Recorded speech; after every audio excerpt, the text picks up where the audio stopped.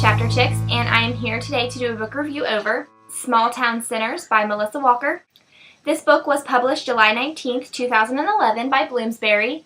It has 272 pages in the U.S. hardcover edition. Lacey Ann has always grown up as a huge part of her church and their activities. And the biggest event of the year is coming up, the annual Hell House. The members of the church all act out some of the deadliest sins, like drunk driving and abortion. Lacey Ann has never had any doubt in her faith or in her church or in her Bible.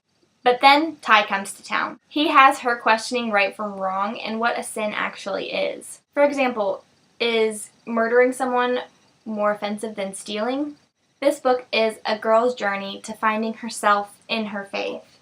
Okay, so I just want to say, kind of like a quick disclaimer, just before I get the comments that I could possibly get, this in no way refers to my beliefs on religion, so I don't want you to think that what is in this book is what I believe is true, because I'm not saying that it is and I'm not saying that it isn't.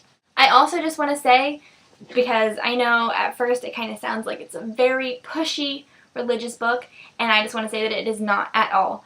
I in no way felt like Melissa Walker was trying to sway me into this religion, and it was really good.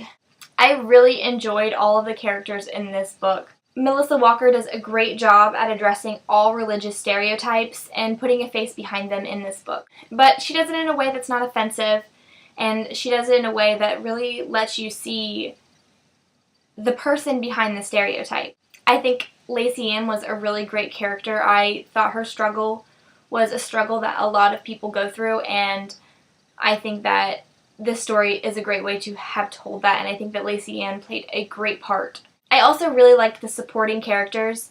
This book would not be as good if it wasn't for them, so I'm very grateful for all of the supporting characters because they are so amazing, and they help Lacey Ann in ways that I really hope people who are questioning their faith have people helping them. Does that make sense?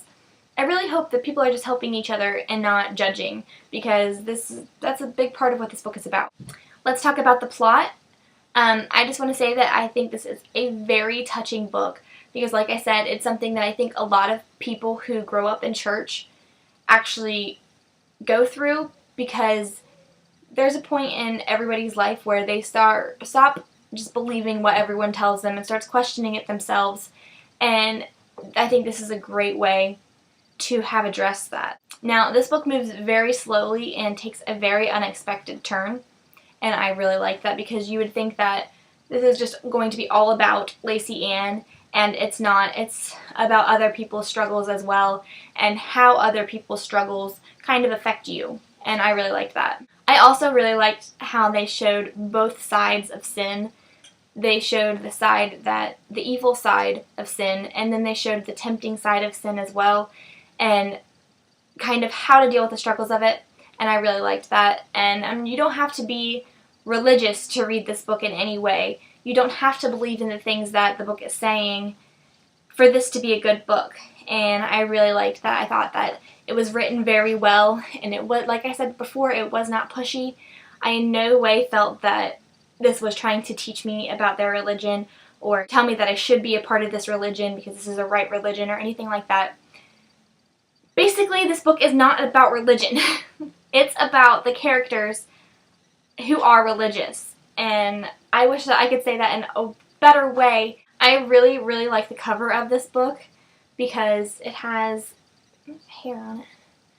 It has this apple, which of course, as a lot of people know, even if you aren't religious, you know that the apple represents sin, and then it has her taking a bite out of the apple and it making a heart, so it's kind of like representing she's taking a bite out of sin for love, and I really liked that.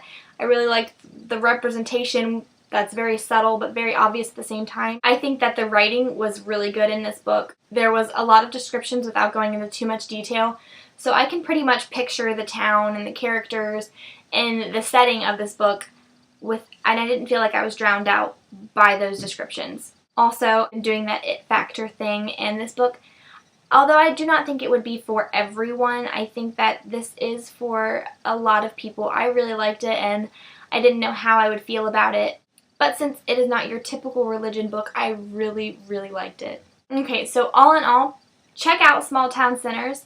See if it is something that you would enjoy. I definitely enjoyed it. Don't judge it just by the synopsis. Go out to your library or go out to the store and maybe read the first chapter before you buy it and see if it's for you, because this book was definitely for me. I'm Jessica with Chapter Chicks. This is my review over Small Town Sinners by Melissa Walker, and this chapter was for you.